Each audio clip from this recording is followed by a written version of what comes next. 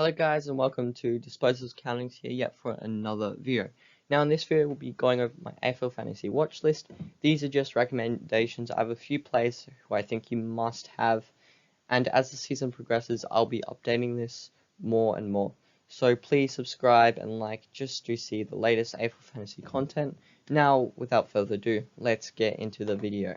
My first must have is Will Phillips. Now Will Phillips was pick number 3 and North Melbourne took him. He is an inside midfielder who can accumulate possessions at a very fast rate, but that is not why you should get him.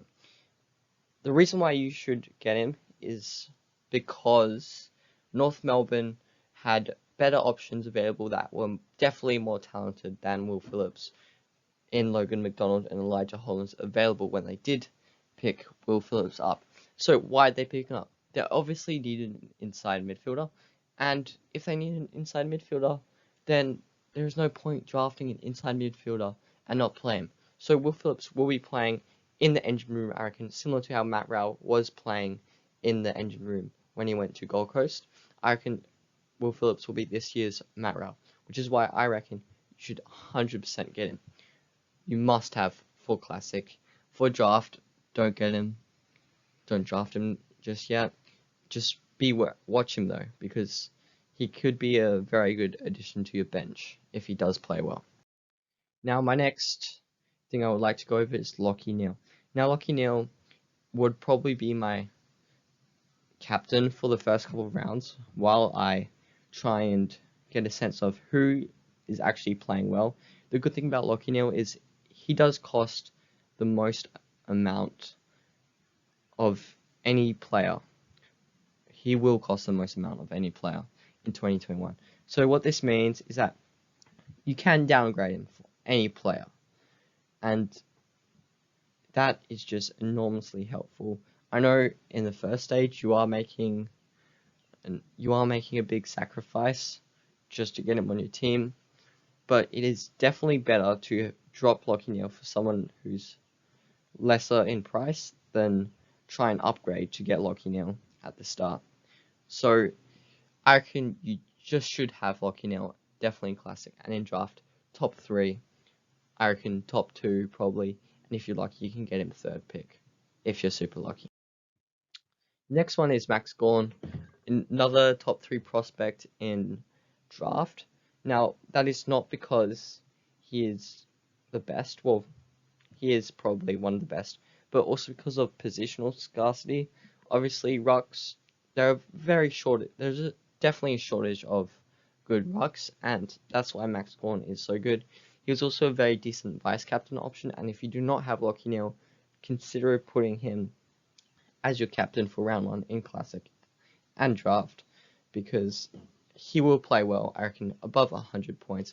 I'm going to get him in both Classic and hopefully draft, but you know you can't have everything in draft. Next one, who is probably not being spoken about much and probably never crossed in mind, is Fremantle's Hayden Young. Now, he was a rookie last year, pick number 7 last year for the Fremantle Dockers, and he did get injured. He's a defender who can rack up possessions. I reckon in a couple of years he'll be one of the best defenders once he starts maturing, and he is probably priced around 300k, low 300 to mid 300. So he is definitely more expensive than a rookie, but I reckon if he is fit, he will play most games.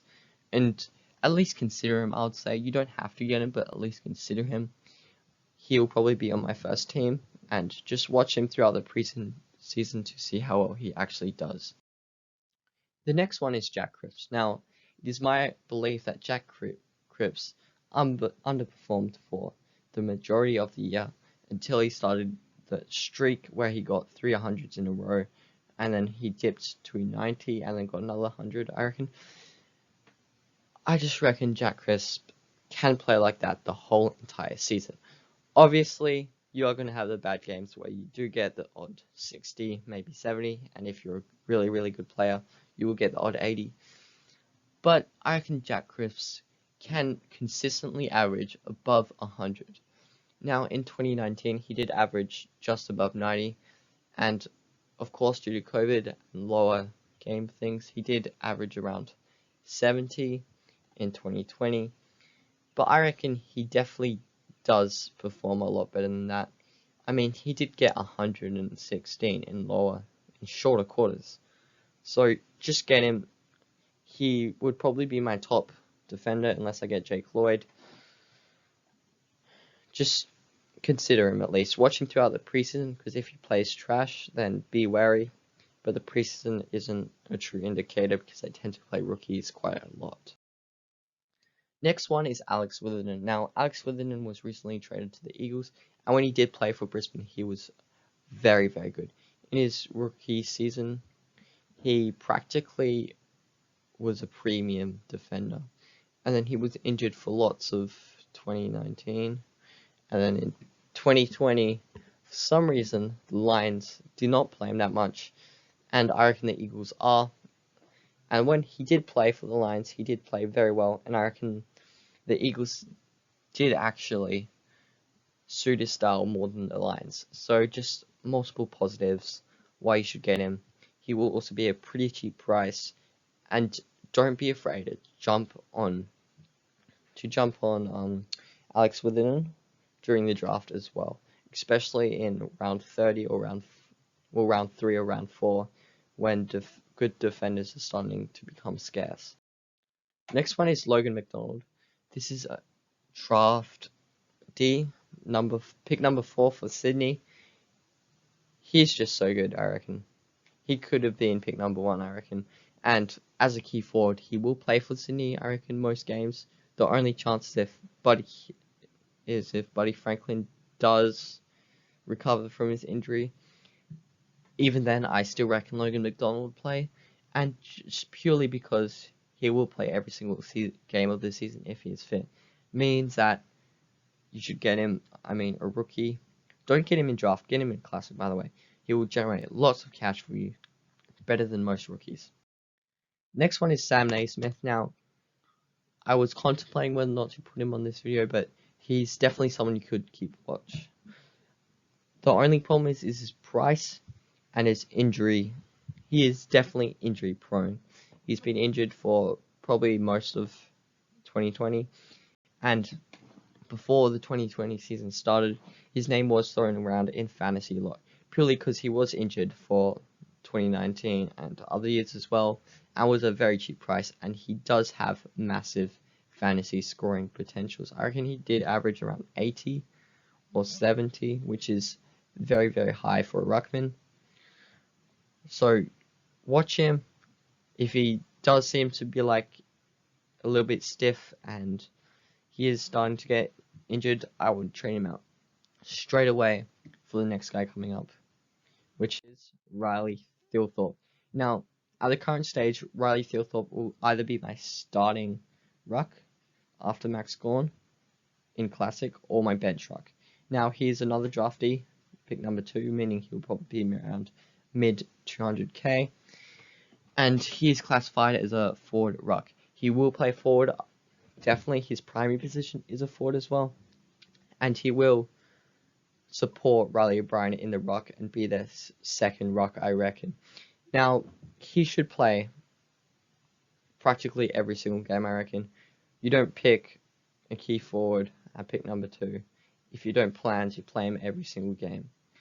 So he'll probably average around 50 points, I reckon, which isn't the best, but will definitely generate some cash. However, if he does get lots of time in the ruck, then he can, in fact, get that up to 60, I reckon. Next guy is Andrew Brayshaw. Now, I'm definitely going to get Andrew Brayshaw, purely because he's my favorite player, but also because he actually is a very good fantasy player. He has improved every single year so far since his debut season in 2018, and this will be his 4th season, and this means that, well, 4th season is generally the season where midfielders start actually doing stuff, because in the first season they kind of play forward a little bit, and I reckon this season, especially under Justin Longmuir, where Nat Fyfe and Michael Waters are starting to play a lot more forward, it means Brayshaw will see more midfield time. The only thing though is he's not classified as a forward anymore, so be aware of that. I'll still have him in his midfield. He's probably mid 600k. I reckon he'll go up this year and average around 100. I reckon this year is a year for him. And just a general note about AFL Fantasy, you want to have someone that's different from everybody else, like your own player that you can take a gamble on. I'm not talking taking super big risks with this player. I reckon Andrew Brayshaw is a good one. I don't reckon he'll get that many. He won't be picked up that much. So he could be the player that is the difference between winning and losing. Just remember that. Next and last fantasy prospect is Jarrad Eaglehead. Now, once again, this is another key forward draftee that I am keeping my eye on. Jarrad Eaglehead will be more expensive than both Logan McDonald and Riley Thilthorpe, purely because he was pick number 1 and they were pick number 2 and pick number 4, respectively. So he will play most games, I reckon, just like the other two. And personally, I will go with all 3 of them. But if I had to take 2 of them, I wouldn't take Jarrad Eaglehead. It just depends on how much you want. So anyway, guys, thanks for listening. Please like and subscribe for future videos just like this one.